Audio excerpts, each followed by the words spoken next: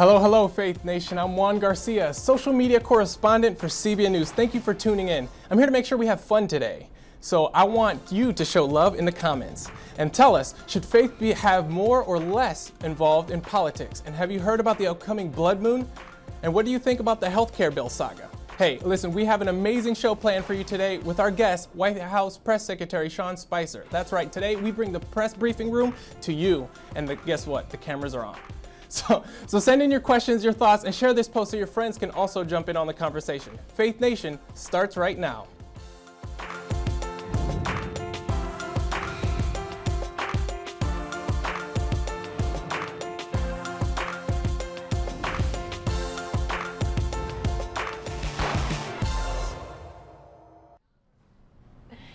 Well, it is a new day in D.C., and David, it's a new day for us here as well. Faith Nation, we're here.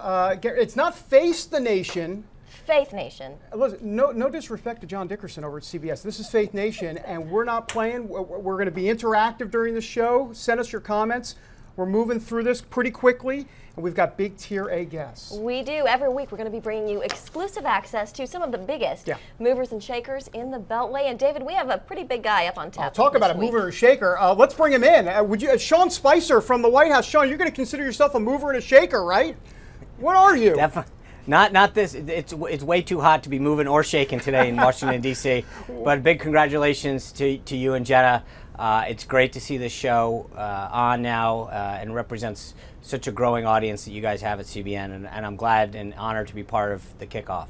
Well, appreciate it, Sean. We'll send you a pin later on, or I don't even know if that's in the budget, actually. Hey, Sean, let me ask you about healthcare. Obviously, everybody's saying it's over. Even the repeal vote can't go through. There's a meeting today with the Senate GOP caucus. What's going to be on tap? I don't mean on the menu, literally, but Donald Trump, the president, did say this thing's going to get even better at lunchtime. That was a tweet this morning. What's the sense there, Sean? I think the president's committed to doing what he can to get this over the finish line.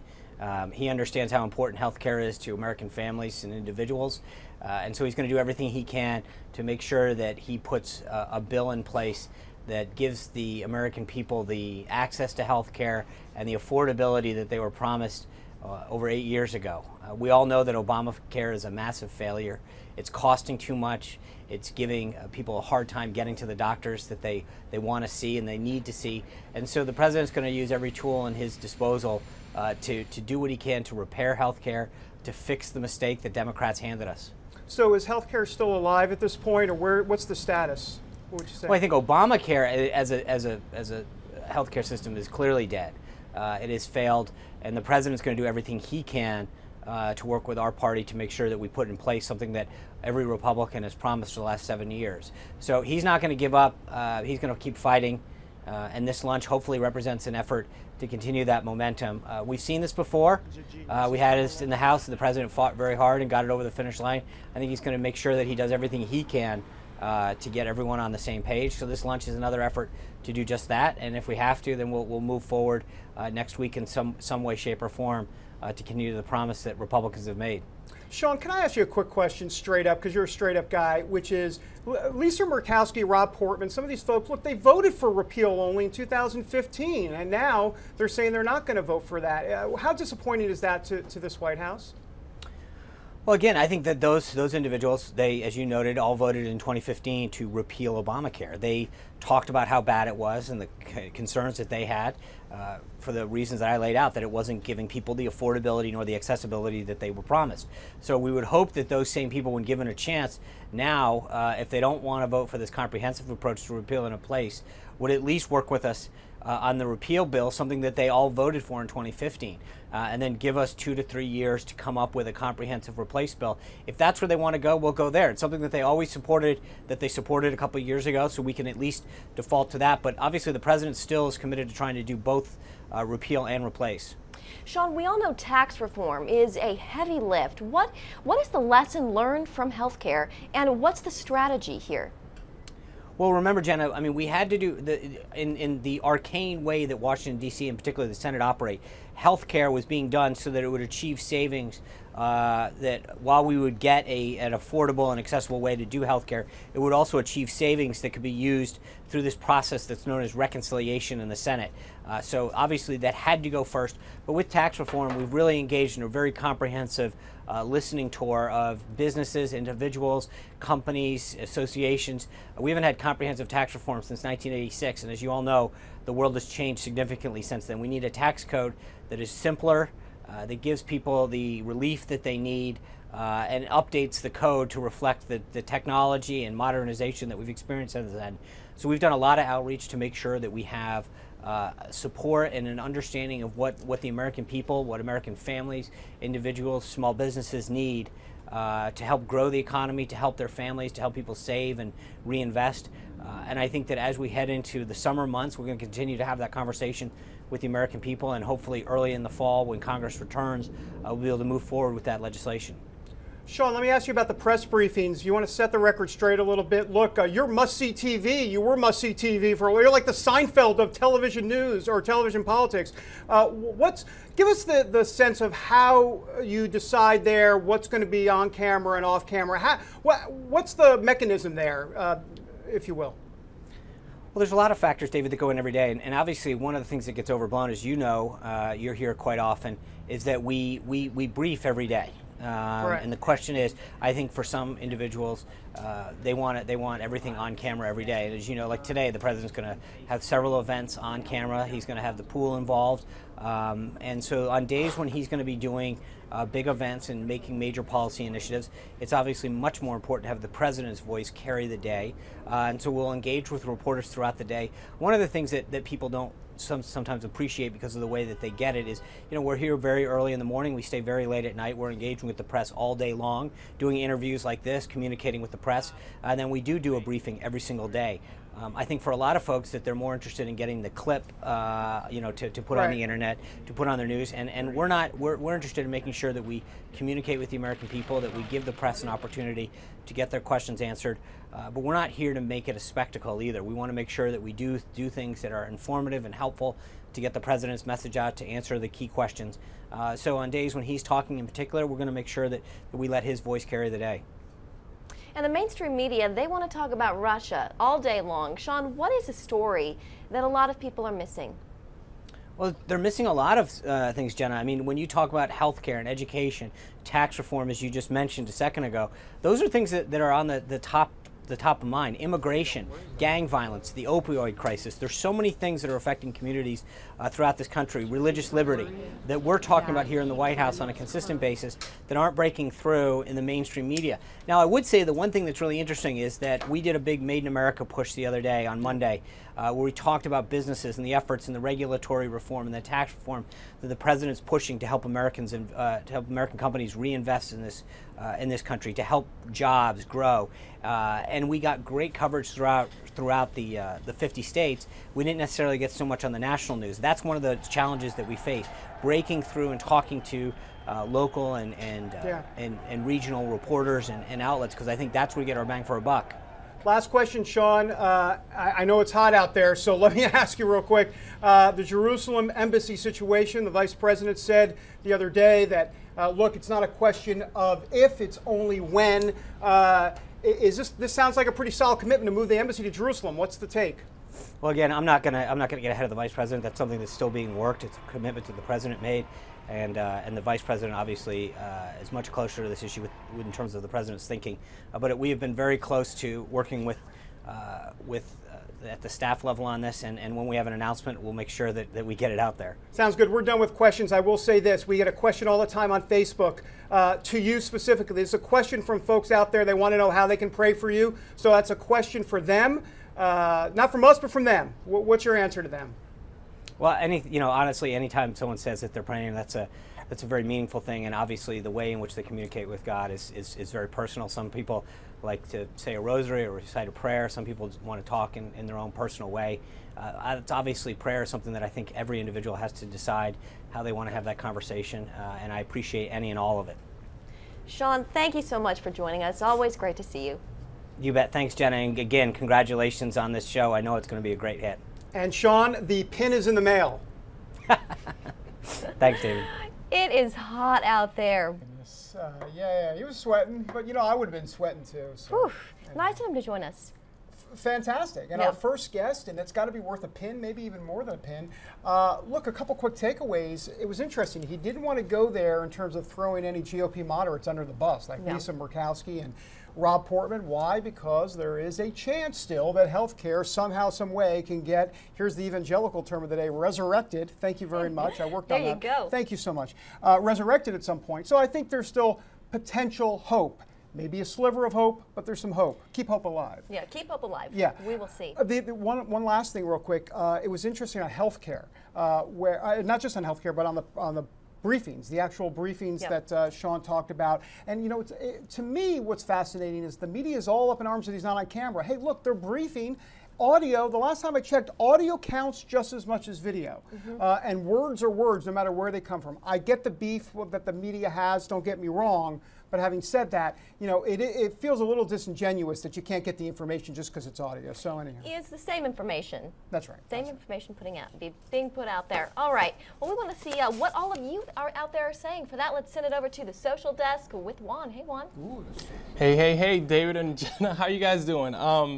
Listen, social media is buzzing right now. We got a comment in from Dixie who says, and we had a lot of comments like this, I would like to know why press briefings are not televised or filmed in this administration when all others have been. Hey, Brody, I know Sean covered this a little bit. What's your take or analysis on that?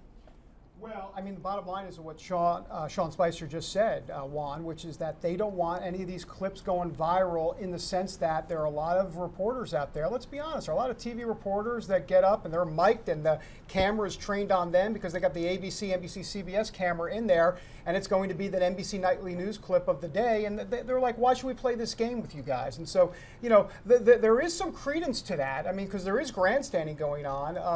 I think there's a yin and yang on that, though, Juan. Okay. No, did I just say yin and yang? I did. Yeah, yes, you did. When do you ever hear that? I don't know if we're allowed to say that. No, I don't know either. Another trending topic or hot topic was healthcare. Now we have Ruth here who says, want to know if there really is a good healthcare plan out there. When I say good, I mean for everyone, which I think would be impossible. Someone always gets shorthanded. So Brody, I want to know if you think there's a way that we can make it so that healthcare doesn't shorthand anyone. Well, Juan, we were just talking about this, Jen and I, and you know, I'm curious about your take on this. I can tell you that good luck with healthcare for everyone. You know what? I don't think you can ever make anybody completely happy. It is such a complicated issue, and the problem is, you know, you're always going to be taking away or giving to certain groups of people. So of course, it's going to be unpopular with certain people. And good luck trying to get 50 votes on the Republican side to take an entitlement away from folks. It doesn't work that way, especially here in Washington. Juan, sounds back to good. You. That sounds I just wanted to good. do like it sounded anchory-ish. Well, hey, listen, you guys, stay connected, keep engaging with us. I'll be reading the comments all day long. Continue to show us love, and back to you guys. Continue to show us love.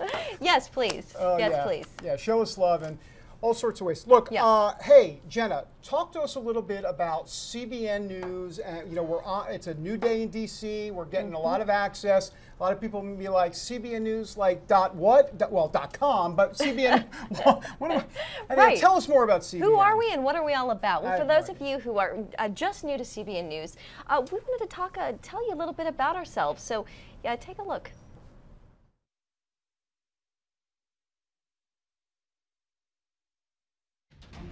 In an age when there's so much mistrust in the mainstream media, a lot of Americans are looking to other news outlets like CBN News. And this administration is looking our way too. You may have seen this interview David Brody scored with President Trump back in January during his first week in office. You like Mr. President or Mr. Trump? You can call me anything you want. Literally 5 days in, it was roughly 5 or 6 days into his administration, CBN News is in the White House interviewing the President of the United States. Or my interview with Karen Pence, her first as Second Lady. CBN News gets a lot of these exclusive interviews and has unique access to some of the biggest movers and shakers around. So who are we and what are we all about? CBN, the Christian Broadcasting Network. For that, we go back to 1961, when CBN was founded by Pat Robertson. Its flagship show, The 700 Club. Today, it's nationally syndicated on Freeform, formerly known as ABC Family Channel. Of course, part of the hour-long faith-inspired program includes news. CBN News was established in 1982 and is headquartered in Virginia Beach, with bureaus in Jerusalem and D.C. Senate GOP leaders hope to bring the measure to the floor for a vote. Here in D.C., Abigail Robertson keeps tabs on Capitol Hill. He chose to reinstate the Mexico City policy. Jennifer Wishon is our White House correspondent. She's at the news briefings day in and day out. CBN has tremendous access to this White House, which is incredible. Going through scripts in our rundown for the news segment. There's John Jessup, who anchors the news segments for the 700 Club and also reports. Ben Kennedy does social and a number of other special reports and is one of our newest additions, along with national security correspondent Eric Rosales. You can't forget Paul Strand, who covers the Supreme Court, or Amber Strong, who holds down the fort on the weekends. Juan Garcia is our social media expert extraordinaire. And of course, there's Brody, who scores some of the most sought-after interviews, like this one with Trump. I think it puts CBN News in a whole different category. And it sent the message, it's a new day in D.C. You know, we keep saying that, it's a new day in D.C., but David, I have to say, it really does feel like that. It does, and it's translated into what we just saw there. And it was a heck of an interview you did by, there's the guy David Brody in there, so I appreciate you interviewing him. Thank you. Who is this guy? He's great. I don't know, but I'll take more airtime for sure. Like if you agree. Hey, speaking of, like if you agree. Speaking of airtime, let's go back to Juan Garcia, not over at the social seat, but we want to get right to a piece where he went to the streets of D.C. because, look, he's a man of the people, you know this, Juan Garcia, and he talked about faith and politics. How much should faith be involved in politics? It is a Judeo-Christian nation after all, but some folks get a little spooked when faith gets too heavily involved in politics. Juan's on the street. Since his time in office, President Donald Trump has been seen praying with various religious leaders, which got me thinking, should faith play a part in politics? And how important is Christianity to the history of this nation? I think faith is important in helping you make decisions, but it shouldn't be your central point because people have different beliefs. Do you think faith should play more or less of a role in politics? More. Why is that? Doesn't matter. Need to be more. That's it. I think it should play zero role when it comes to politics. There's supposed to be a separation between religion and government, and it's kind of important. ¿Tú crees que la religión debe de estar en la política? Does that make sense? No, porque no se lleva la política y la religión. My opinion, more. Why is that? Because that's what this country was founded on. Definitely less of a part. Less, yeah. Why is that? Because not everybody practices the same faith. Status quo seems to be working, right? A little bit of both. I believe that the country was based on Christianity at the beginning, and that this world has been taking Christianity and religion out of it. Up top.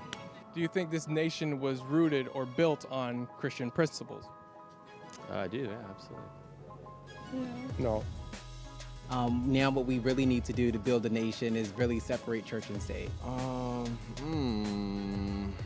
Do you think that we can be, as a country, politically, I want to say prosperous without morality and religion? I mean, I would like to say yes, but just based on experience and like the past, no. What if I told you that almost half of the signers of the Declaration of Independence held what today would be considered a seminary or Bible school degree? Would that surprise you? Not really. Not really, no. No. Not at all.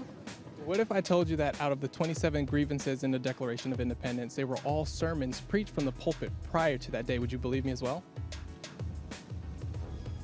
Probably. I mean, I don't think we just made that up, so maybe you did. What if I told you that of the 27 grievances in the Declaration of Independence, they were all sermons preached from the pulpit? Would you believe that? Yeah. They were pretty big on religion back then. So, do you guys think this nation was founded on Christian principles? Now I do, yeah. Now I do.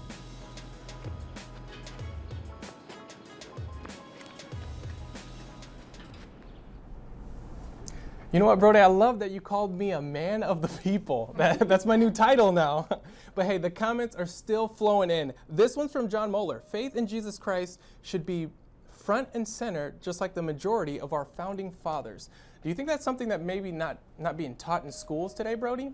Absolutely. Juan, go back to 1963. You know, before, pre-1963, there was prayer in schools, right? There was Bible reading in schools. Donald Trump comes from that era. You know, he was born in 1946. He's an old-time guy when it comes to religion. You know, you didn't go to church in baggy shorts. And so, yeah, I think we've lost a lot of, obviously we've lost, this just in, we've lost the Judeo-Christian principles in this country. I don't think there's any question about it. But look, a black robe regiment is needed in this country. I don't think there's any question about it. You just saw it right there, Juan, when he asked about the Revolutionary War period and all of that, and the pastor speaking from the pulpit. That's what's going on today, but there needs to be a lot more of it, and I think you're starting to see a little bit of that building steam across the country. We'll report about it on Faith Nation. Yeah. Mm-hmm. That's right, that's right. And also, there's another comment that says most millennials say no. Is that a generational thing? Like, I think you kind of covered it, but like, I'm a millennial. Yeah, you know, I think it's a little bit of the PC culture that we live in. You know, I think maybe that's a response, whether they actually feel that way or not. What do you think? Yeah, no, I agree with you, but, you know, I'm going to have to plead the fifth because I'm not a millennial. Hello. Sorry. No, but it's a different culture out there today for sure. It is. Yeah. It is. So good. Juan, what else you got over there other than you're snazzily dressed, I might add? You like the shirt and tie? Oh, that's good stuff right there. Well, tell me on Facebook. Continue connecting. Tell us your thoughts. Continue to ask your questions. I'm still reading through all of these. And please hit subscribe on the bottom right corner. Juan is like the hippest guy on Facebook Live. No, he keeps it real. So fresh. Oh, my goodness. So fly. I don't even think he's wearing socks. The one and only. I don't think he's wearing socks either. I don't think so. No.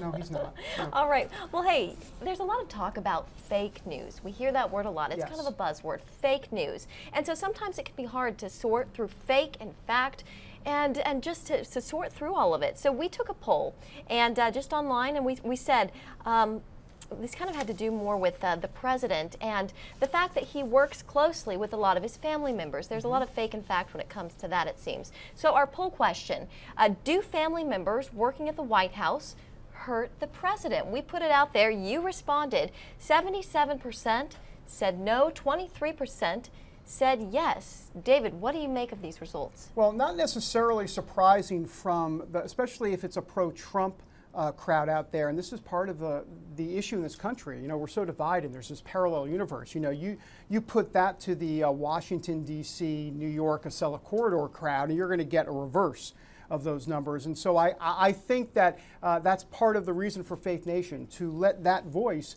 be heard. Look, there's a lot of Donald Trump's base out there that says he's doing just fine. And what's the problem with having the kids? The kids are competent. Last time I checked, right? They were only apprentice after now, but they're competent. And so what's the problem with that? Though I do think there needs to be obviously some checks and balances in that, and you can't have the look of inappropriateness. So I think that's a big part of it. It's all about optics. Optics. Another buzzword we hear a lot. Well, Amber Strong, she looked into this a little bit deeper. Go ahead and watch this. Hello, Facebook friends. So I have a question for you. Have you ever been scrolling through your Facebook timeline or perhaps your Twitter feed and you saw an article or a headline that made you stop and say, well, that can't be real? And I'm not talking about something outlandish. I'm not talking about 30,000 Martians land at a Taco Bell in Arizona. No, I'm talking about a headline or an article that just is a little bit slanted. Well, we here at Faith Nation are here to take the guesswork out of the articles in a new segment that we like to call Fake or Fact. Recently, there have been bipartisan calls for Jared Kushner, that's President Trump's son-in-law and senior advisor, to step down. There's been criticism all along, but the renewed scrutiny comes after revelations that Kushner was in the room during Donald Trump Jr.'s meeting with the lawyer with Russian ties last summer. Now, Kushner has been a key part in forwarding the president's agenda, particularly when it comes to negotiating a Middle East peace agreement. Nevertheless, critics say none of the Trump children should be serving in his White House. So, fake or fact? Is it uncommon for a president's family members to be a part of his administration? For answers, we went searching and found presidential historian Tevi Troy. He says history is full of examples. Bobby Kennedy was campaign manager for John F. Kennedy, and he got the role as Attorney General. There's some indications that John F. Kennedy was a little uncomfortable with it, and that his father, Joe Kennedy, pressed him to have Bobby as his Attorney General, and even made the argument that when things are really bad, you're going to need to have someone you can trust. According to Troy, the practice was criticized then, too.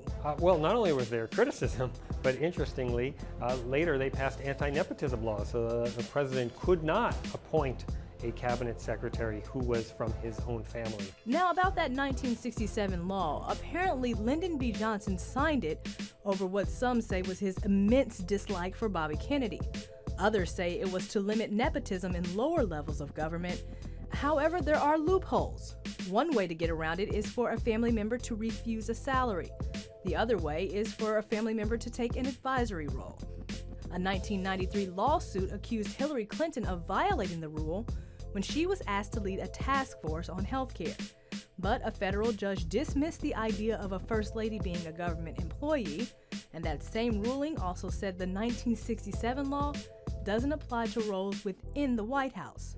So there you have it. When it comes to whether or not it's uncommon for a family member to serve in an administration, that would be fake. So tell us what you think. Do family members help or hurt a president, particularly when it comes to this president? Shoot us your comments right down below, and we'll read them right here on the show. For Amber C. Strong at Faith Nation, I'm going to toss it back to you, David and Jenna. David, will Drew Brody be hosting next week? Stop that, Amber. You know he could. He is so talented. This is David Brody's son. Well, I appreciate that. We'll send the check later on. Amber, after that comment, we may need to eliminate the C. Amber Strong. Goodness gracious. Hey, by the way, speaking about fake or fact, or fact or fake, all of that, I thought it was interesting that Donald Trump is now calling CNN, I mean, he did this a few weeks ago, actually a month or two ago, fraud news network. And there's a difference between fake and fraud. You know, fraud implies deception. And I think a lot of what the media coverage can be about is deception. In other words, the actual story itself may not be fake, but the way you present it could be very deceptive and therefore fraudulent. And so I think there's a fine line between those two, but just something to think about, at least I have, over a good buffet. Yeah, absolutely. Of course, complete with a lot of carbs and sodium, right? That's right. I'm a big fan of carbs. Ditto. Good. All right, well, a lot of stories have a faith angle, and that's what we want to bring you here. So Ben Kennedy, he's keeping tabs on faith stories. Let's go to him now. Hey, Ben. Hey guys, as you mentioned during your conversation with Sean Spicer, Vice President Mike Pence promised that the U.S. Embassy in Israel will be moved from Tel Aviv to Jerusalem. You heard him say it, it is not an if, but a when. He made the announcement at the Christians United for Israel Summit in D.C. Now, we've seen a lot of comments today on Facebook about the VP's promise. David, I want to backtrack to you for just a bit. We were recently in Israel traveling with the president on his world religion tour. Now both Trump and Pence have promised to move the embassy. The big question, when do you expect that to happen? Well, Ben, I got to tell you, this is going to be something that's going to go on for quite a long time. And a lot of people thought it was a broken promise that Donald Trump made or did not fulfill when he went over to Jerusalem. But the truth of the matter is he's got some time here, and he's going to wait for Abbas and the Palestinians to figure this thing out, because if they don't move on this peace process deal, then Donald Trump indeed will play that card, and it won't be a broken promise. So that's my take. All right, David and Jenna, we're going to go right into solar eclipses. One's heading our way in a very short time. Here are some of the facts. A solar eclipse hasn't passed over the country in almost 100 years. Hard to believe. One hasn't been visible from the continental U.S. in 37 years, but that's about to change. In just over a month, on August 21st, a solar eclipse is set to pass over the U.S. Now, this has a lot of Christians talking, wondering what the Bible says about this rare event. We want to know, what do you think?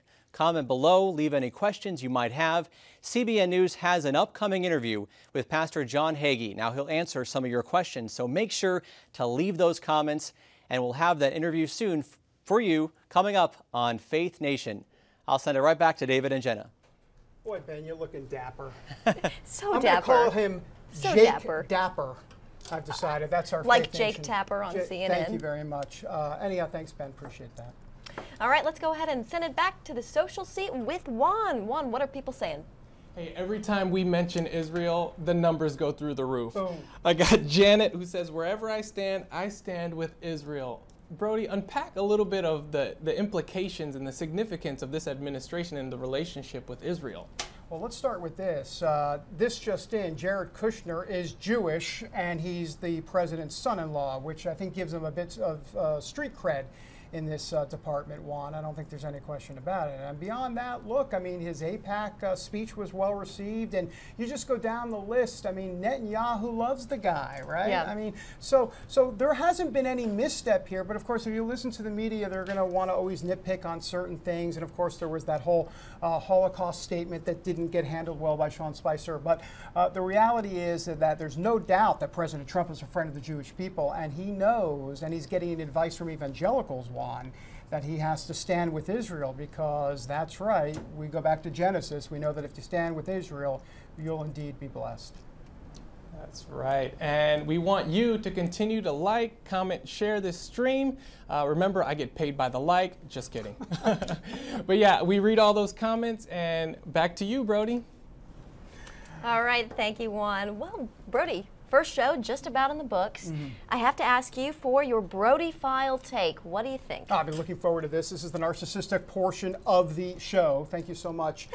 Hey, look, a couple things. We noticed that when we had the Sean Spicer interview, Inside Edition wanted some video of it. New York Times is calling. Politico's Playbook wants to know.